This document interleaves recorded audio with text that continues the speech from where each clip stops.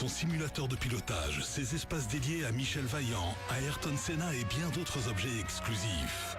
Le musée du circuit de Spa-Francorchamps à l'abbaye de Stavelot, une visite incontournable pour tous les passionnés.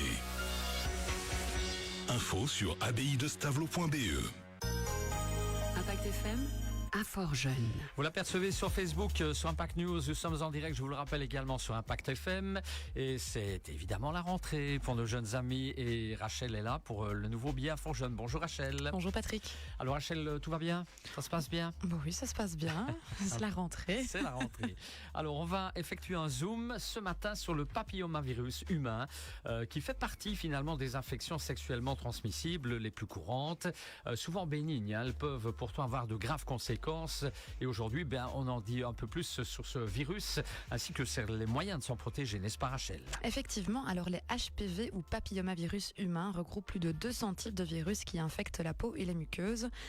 Certains provoquent des codilomes, c'est-à-dire des verrues génitales anales et dans la gorge, tandis que d'autres peuvent être à l'origine de cancers comme celui du col de l'utérus, du vagin, du pénis ou encore de la gorge.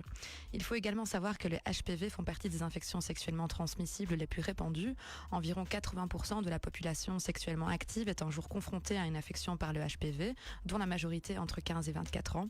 Même si dans la plupart des cas, le virus disparaît naturellement, plus de 700 cas de cancer du col de l'utérus sont diagnostiqués chaque année en Belgique, presque tous liés à une infection chronique par le HPV. Alors quels sont les modes de transmission du virus et surtout comment s'en protéger?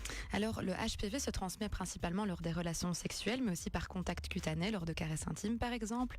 Plus rarement, il peut être transmis de la mère à l'enfant à la naissance, mais sans conséquence pour le nouveau-né car l'infection est transitoire. Alors pour réduire les risques, on peut utiliser un préservatif ou un carré de latex qui offre une bonne protection, mais pas totale car des lésions peuvent se trouver sur des zones non couvertes. C'est pourquoi la vaccination contre le papillomavirus humain est également un moyen de prévention efficace. Elle protège contre les types de virus les plus dangereux et empêche qu'une infection ne se propage. Existe-t-il des moyens de dépistage, Rachel? Oui, et ils sont essentiels pour prévenir les formes graves. Pour le cancer du col de l'utérus, on recommande un frottis entre 25 et 29 ans tous les 3 ans, puis un test HPV entre 30 et 64 ans tous les 5 ans. Ces examens permettent de détecter des lésions précancéreuses et d'éviter environ 60% des décès liés à ce cancer. Pour les condylomes, un examen visuel suffit et en ce qui concerne le cancer anal ou de la gorge, le dépistage doit être réalisé par un spécialiste.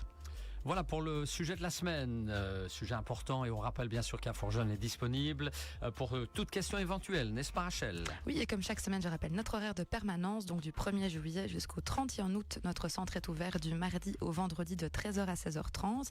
Il est possible de venir sur place sans rendez-vous ou alors de nous contacter par téléphone au 080 33 93 20, par mail sur info@inforjeunemalmedy.be et évidemment via les réseaux sociaux comme Facebook et Instagram. Zoom sur le papillomavirus humain, c'était l'intitulé du billet de la semaine, à revoir sur notre page Facebook. Et on se retrouve évidemment mercredi prochain, Rachel. Un grand merci. Dans un instant, les infos de 8h avant le 8h08.